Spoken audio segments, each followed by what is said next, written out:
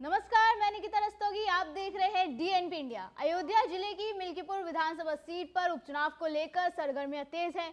इसके चलते उत्तर प्रदेश का सियासी माहौल पूरी तरह से गर्मा गया है। ये लड़ाई समाजवादी पार्टी और बीजेपी दोनों की ही साख की लड़ाई है। जहां समाजवादी पार्टी को अपना गढ़ बचाना है, पार्टी से गंवाना नहीं चाहती, तो वहीं बीजेपी भी इस सीट पर जीत हासिल कर सपा से लोकसभा चुनाव में फैजाबाद सीट पर मिली हार का बदला लेना चाहती है। वहीं आजाद समाज पार्टी भी इस रेस में पीछे नहीं है। आजाद समाज पार्टी के इस चुनावी मैदान में उतरने से ये मुकाबला त्रिकोणीय हो गया है और आजाद समाज पार्टी बीजेपी और सपा की टेंशन बढ़ाते हुए दिखाई दे रही है। वो कैसे, हम आपको इस वीडियो में बताने वाले हैं। दरअसल मिल्कीपुर उपचुनाव के लिए कुल 14 प्रत्याशियों ने नामांकन दाखिल किया था, जिनमें से 4 निर्दलीय उम्मीदवारों के नामांकन रद्द हो गए। अब मैदान में 10 प्रत्याशी बचे हैं, जिनमें प्रमुख रूप से बीजेपी, सपा और आजाद समाज पार्टी के प्रत्याशी भी शामिल हैं।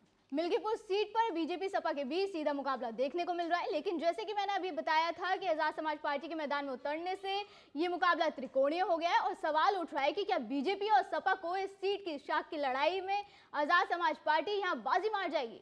अब ऐसा सवाल क्यों उठ रहा है, ये भी मैं आपको बताती हूँ। दरअसल हाल ही में मिल्कीपुर को लेकर फलौदी सट्टा बाजार का सर्वे सामने आया है। फलौदी सट्टा बाजार में इस चुनाव को लेकर अलग अलग कयास लगाए जा रहे हैं। सट्टा बाजार के अनुसार ये चुनाव अप्रत्याशित मोड़ ले सकता है।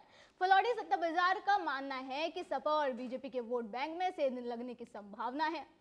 आजाद समाज पार्टी के प्रत्याशी सूरज चौधरी के मैदान में उतरने से दलित और अन्य वर्ग के मतदाता सपा बीजेपी से छिटक कर उनके पक्ष में जा सकते हैं। सट्टा बाजार में सूरज चौधरी के बढ़ते कद को लेकर भी चर्चा है। मिल्कीपुर क्षेत्र में करीब 3.58 लाख मतदाता हैं, जिनमें से 1.25 लाख दलित मतदाता हैं। ये वर्ग इस उपचुनाव में निर्णायक भूमिका निभा सकता है। ये वोट बैंक सपा और बीजेपी के बीच संतुलन बिगाड़ने का कारण भी बन सकता है। जानकारों का कहना है कि सूरज चौधरी पहले सपा सांसद अवधेश प्रसाद के करीबी थे। वो सपा छोड़कर आजाद समाज पार्टी में शामिल हो गए।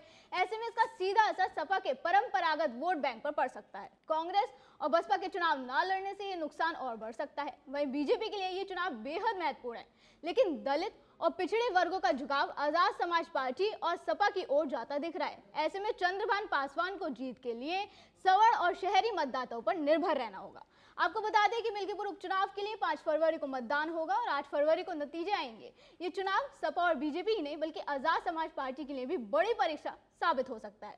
अब फलौदी सट्टा बाजार की भविष्यवाणी के बीच देखना दिलचस्प होगा कि जनता किसे अपना प्रतिनिधि चुनती है। अभी के लिए इतना ही। आप देखते रहे डीएनपी इंडिया। नमस्कार।